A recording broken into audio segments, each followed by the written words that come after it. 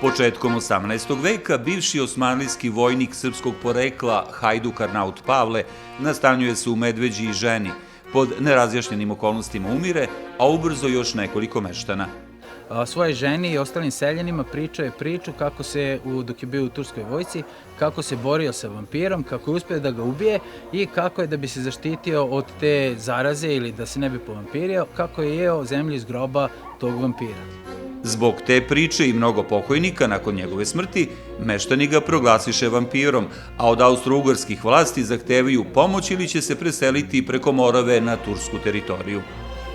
Austrijske vlasti su vrlo ozbiljno shvatile žalbe Srba seljaka iz ovog kraja i poslali prvo svog doktora epidemiologa, čija je stanica bila u Paraćinu, i on je došao u selo i pregledao selo, pregledao kuće, pregledao stanovništvo i došao do zaključka da se ne radi o nikakvoj zaraznoj bolesti.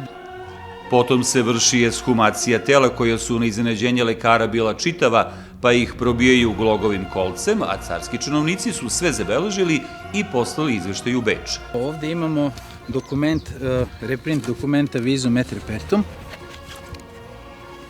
Ovde može da se vidi naslov. U praktično prvoj rečenici piše vampirs, odnosno vampiri, u selu Medvegija, mit Serbijen, u Medveđi u Srbiji, an Turkiše granice, na turskoj granici. Reka Zapadna Morava bila je granica između dva carstva, a sve se to dešava 1732. godine i Austrijanci šalju svoje vojne lekare, predvođene lekarom Flickingerom, koji ovde vrši istragu vampira. Seljani nekoliko godina žive mirno, a onda za par meseci umire 15 meštana. Do Beča opet stiže vest da su se u Medveđi vampiri povampirili, te sa dvora stiže nova ekipa da ponovo ispita slučaj. Oni su izvršili ekshumaciju tela i došli do zaključka da sa telima nešto stvarno nije u redu, jer su se 2 ili 3 meseca posle sahrane tela su ostala očuvana. Pojedinim telima je iz ušiju i usta tekla krv, sveža krv, i ta tela su oni na kraju spalili i pepeo bacili u reku Moravu, koja je bila granica između Austrije i Turske. Sve do sredine 20. veka u pomoravskim selima bio je prisutan strah od vampira.